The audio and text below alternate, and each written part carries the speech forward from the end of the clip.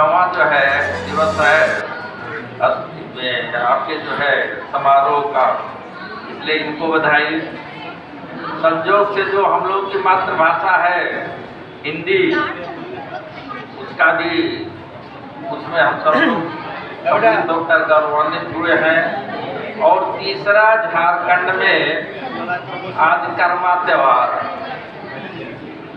तो उसके लिए समस्त लोगों को जो यहाँ उपस्थित हैं, अनुपस्थित हैं, परोक्ष और परोक्ष रूप में तीनों त्योहारों के लिए, तीनों को त्योहार मानिए, तीनों त्योहारों के लिए बहुत बहुत साधुवाद, धन्यवाद, आभार। जहाँ तक प्रश्न हिंदी का है, तो दो तीन चीजों को मैं बताऊंगा। जैसे मैं प्रवेश किया, महोदय से बात हुई कि आपने अपसंस्कृति क्यों लिखा। मास्टर है तो कुछ तो दिमाग में चलेगा। एक दूसरा, बहुत सारे शब्दों को सुनने के लिए मिला, तो उसमें देखिए निंदा भी होनी चाहिए। कुछ ऐसे ऐसे क्लिष्ट शब्द सुनने के लिए मिला, वो व्यवहारिक रूप से प्रयोग में होता ही नहीं है। तो जब व्यवहारिक रूप से प्रयोग में नहीं होगा तो वो प्रचलन में नहीं आएगा, और जब प्रचलन में नहीं आएगा तो वो टेक्स्ट में नहीं आएगा। जब टेक्स्ट में नहीं आएगा तो आप ही के बच्चे जो बाहर पढ़ रहे हैं उनको उसका ज्ञान नहीं होगा। आपको शांति बनाइए ना थोड़ा सा। इसके लिए जैसे अगर झारखंड का ही देखा जाए तो नेट पर आप सर्च करेंगे तो झारखंड में हिंदी को मिलाकर 16 भाषा बोली जाती है। हिंदी को शामिल करते हुए 16 भाषा बोली जाती है, और उसमें पूरे कार्यक्रम में केवल एक भाषा सुनने के लिए मिला है।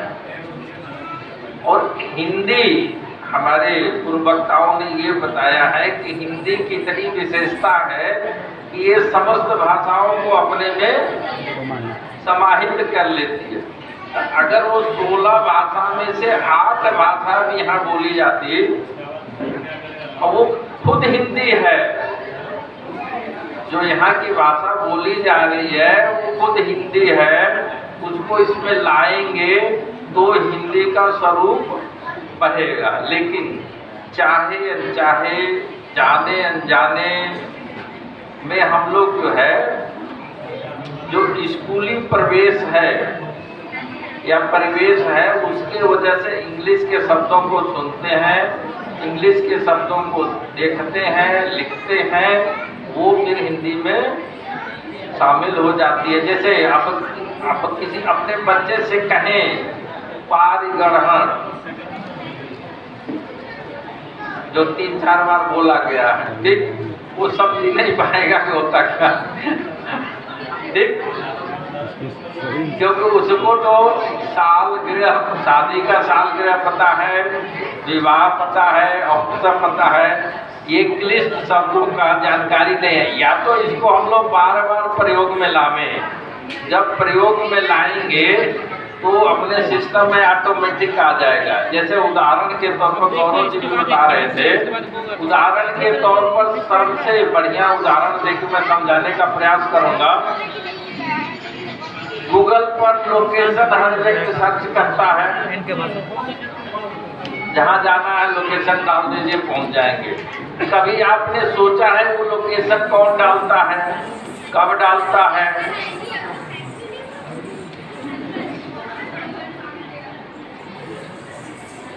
अगर अतीत में सोचे तो आपको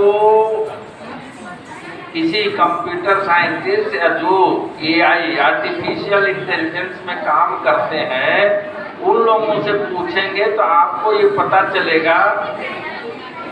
कभी कभी जो जगह का, जिस जगह का नाम नहीं पता है उसको भी आप सर्च करेंगे तो उस नाम से जितना शब्द जहाँ जहाँ गूगल पर होगा वो सेकेंडों में आर्टिफिशियल इंटेलिजेंस उसको पढ़ लेगा, पढ़ के सब ऑप्शन दे देगा।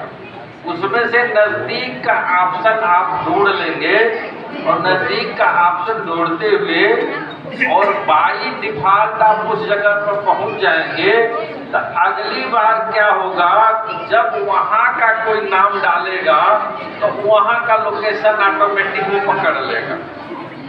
तो कहने का तात्पर्य यह है कि हम ज्यादा से ज्यादा हम लोग हिंदी को या हिंदी के शब्दों का गूगल पर प्रयोग करें, अपने व्हाट्सएप पर प्रयोग करें, मित्रों को भेजें और गांव की भाषा में करें।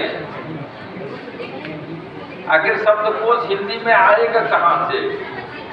गांव की भाषा को व्यवहारिकता में गूगल पर लिख के भरते रहिए, भेजते रहिए, तो आर्टिफिशियल इंटेलिजेंस ऐसा है कि वो सब पढ़ लेगा।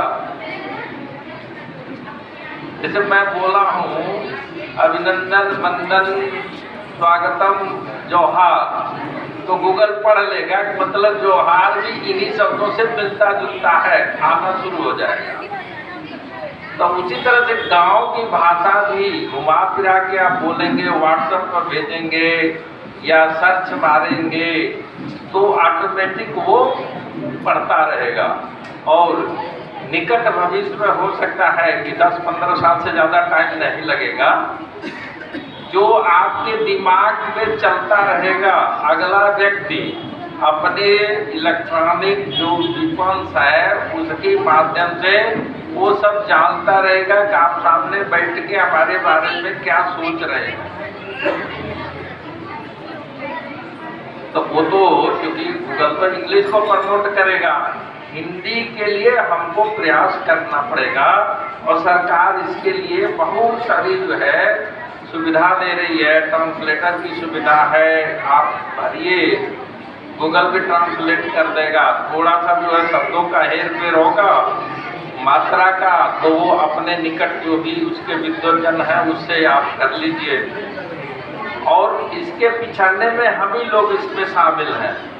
उदाहरण के तौर पर बच्चा पढ़ता है गांव में, तो गांव की भाषा में पढ़ता है, बोलता है, लेकिन अगली जगह हायर में जाता है तो उसको परेशानी होती है।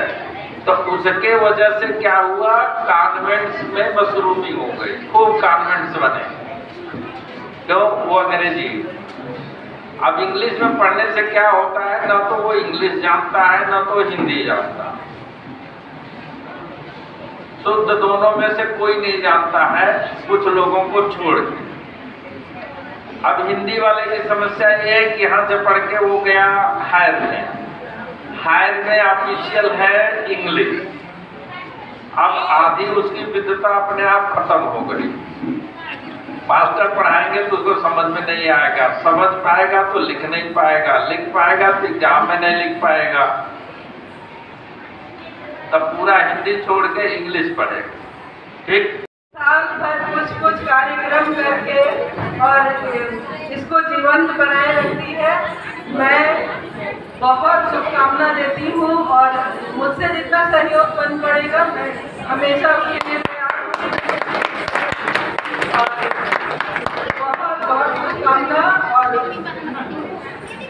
सभी आने पर यहाँ सभी मंचासीन अतिथि भारतीय प्रशासनिक सेवा के सर और उनको सुनने को मिलता है, सबका आशीर्वाद सबको मिल रहा है।